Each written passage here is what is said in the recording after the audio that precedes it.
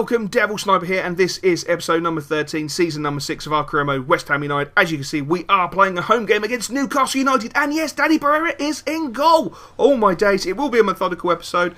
After I'd done episode number 12, I decided to take a couple of days off work, and I'm still not feeling 100%, but I am getting better. So if you do hear things in the background, I have got the window open. There is cars going past every now and then. I live in a cul-de-sac, so there's not too many vehicles, hopefully. Obviously you will probably hear the wind because the microphone picks up absolutely anything, and you probably hear birds tweeting in the background, but hopefully we can all look past that and it won't pick up too much and enjoy a fantastic episode of career mode with West Ham United. I do appreciate all the comments and all the support on episode number 12. It means a great deal to me personally, and it's fantastic to see you guys still enjoying this career mode. Danny Barrera doesn't get the hand on that. It looked like he got the hand, hits the defender, comes back to the Newcastle forward, and he just slots it home after 9 minutes. A really guttering way to actually concede a goal. But it was great to see Barrera coming out so fast, like Butland, in fact, like Butland does, to close down the centre forward, but just could not manage to get his hands on it. That will come with experience, as we know. He pulls off a very nice header there from Campbell. You know, it may have looked very easy, but you've got to remember, he was going the wrong way in the first place. He had to change his actual reactions, and it was just fantastic to see him getting that. Newcastle was so strong in this game. Absolutely strong. As you can see in this first half, it is literally all Newcastle. It's not until the 45th minute that we get a breakaway with our boy Filippo Bonaperti. Knocks the ball inside into Destro. Destro tries to play an intricate ball into Adrian. Unfortunately, it doesn't come off. And Newcastle instantly straight on the attack at pace.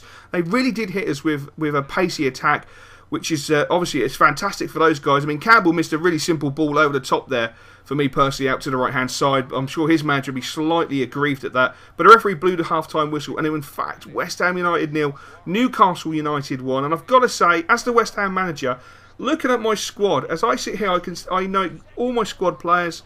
I'm very disappointed that we're playing at such a low level, which is probably testament to the way Newcastle are playing. They're dominating the game, and they're making us play a different style of football. And as you can see, Danny Barrera there, it doesn't matter if you're as a young goalkeeper, he's not fazed by people coming in and challenging him. He will still come out and collect that ball. Pogba breaking through the centre, trying to create something. He has the shot, and I can see the shot was out of frustration. Purely no one was moving.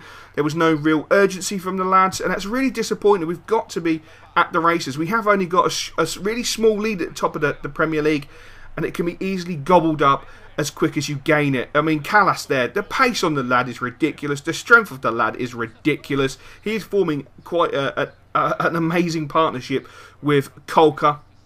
Obviously, as you know, Stefan wants out. So it'll be interesting to see if Callas can step up and become a proper first-team centre-back. We are looking at other centre-backs, but more about that in additional episodes. As you saw there, Gabbiadini. What a player. You give him any sniff inside that 18-yard box with that left foot, it is going in. It is that simple. That left foot is so clinical. It should be a surgical instrument. It is that good. He is fantastic. Pogba with the sexy fake shot, trying to create something, gets himself caught up. Filippo picks the ball up. He's trying to create something. Gabbiadini working it onto his left foot, going for the far corner. And a great block there by Newcastle. That gave us a little bit of hope that we could nick the winner in the final minutes, going into injury time. The ball comes over. Gabbiadini not renowned for his heading. Comes out to Pogba. Pogba to Callas. Callas, as you know, in the last episode scored a screamer. And unfortunately, a Newcastle player gets in the way of the ball. And I've got to say, I feel aggrieved for them, because it appeared that he handled the ball outside the area. Oh my days. Does anyone remember when that last happened to us? If you do, post it in the comments below. It'll be quite funny, because it was only... Yeah, I'm not going to say it because that would just be pointless, you posting in the comments. Anyway, Destro scored after 90 minutes, which was fantastic. Look at him listening and taking in the absolute amazing chants from the home supporters, who were fantastic in this game. They acted like the 12th man. They gave us the emphasis in the second half to take the game by the scruff of the neck and go full throttle. And as you can see, it paid off with West Ham United 2, Newcastle United 1 and 3 most valuable points. And now it's time for something that we all love and adore, and something that I find absolutely biblical, the Daily Jaffa. Oh my God, top right hand corner. When I saw this comment, I was in stitches. Filippo Bonaperti to name his son Hammer. Absolutely fantastic. Reporter was, I'm going to call you BJS Boy.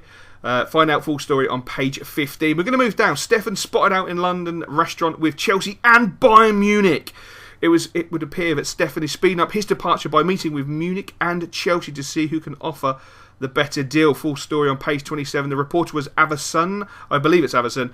Brad's 96 Short also thinks we're lacking experience due to the players like Diami and Tevez not playing. Hopefully you can read those. I'm not sure if you actually do like me reading out the Daily Jaffa or if you just like me to leave the Daily Jaffa on the screen. Can we put in the comments below if you definitely want me to read out the Daily Jaffa or if you just want to read it yourselves. I know a few people watch the video on their iPhone or on their iPad. I don't know how clear it is. I literally only have a PC.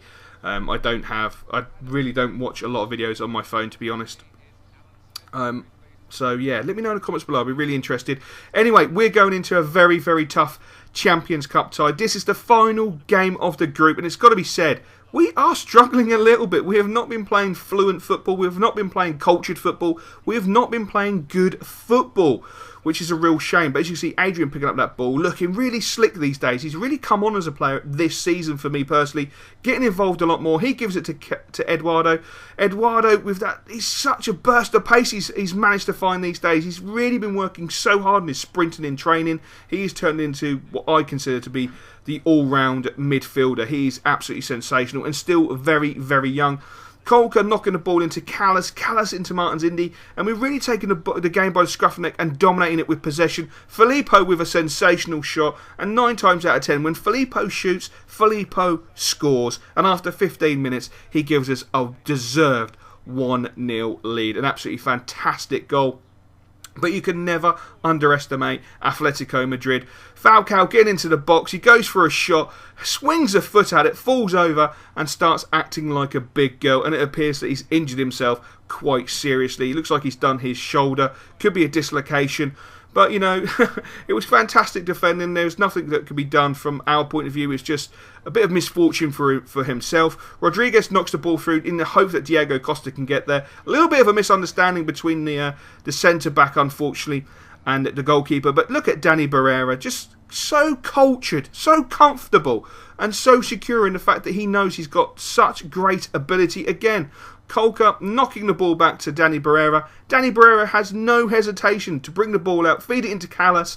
You can see him growing physically in confidence. He's just playing so well at this moment in time. Butland must actually be worried that Danny Barrera is going to be taking his #1 shirt sooner than he thought. You know, everyone's thinking probably 2 or 3 seasons down the line. It could be a bit sooner if he keeps playing this well. We decided to make some substitutions because we needed to freshen it up. We need to keep rotating our players because we just have such a fantastic squad. It's so wonderful when I come into training and see all the boys there to look at the squad and think to myself, my God, this is sensational. There's not a squad like it on the planet. Filippo picking up the ball, going for a fake shot, putting it onto his left foot, right foot. It does not matter. It does not matter. Low into that bottom right-hand corner after 68 minutes to give us a deserved 2-0 lead. He's now got 16 goals in all competitions. He's probably having the season of his life like he did last season, the season before. He just gets better and better and better. Great defensive header. Well, I say great defensive header, a great attacking header, but a great save from Danny Barrera to show that he really is a fantastic goalkeeper. Spain are considering putting him in the under-21s already, and there has been rumours that they're considering putting him in the full team. He is that good. Great ball through into Destro from Filippo. Destro into the top corner. Destro makes it 3-0. And what a fantastic season he is having. 10 goals in all competitions from Destro is sensational. For a new signing, for a player who's come from Serie A, to pick up the pace and the ferocity of the BPL so quickly and so well, to score 10 goals in your first season so far is fantastic. Ola Jean with the simplest goal I think he'll have in his career. Fantastic football. We spread Atletico Madrid like butter. We spread them all over the park.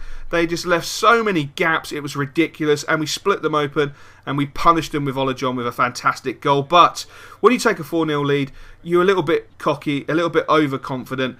And unfortunately, we do concede to Diego Costa. A very nice goal after 85 minutes. Danny Barrera could have got down. Unfortunately, he didn't. I won't hold it against him. Obviously, he's a very young lad. But a 4-1 victory stakes our claim to be in the next round, and essentially we are in the next round, and I can report we are going to be playing FC Porto in the next round of the Champions Cup, which is fantastic. Carlos is enjoying his West Ham involvement, and rightly so. He's playing very, very well at this moment in time.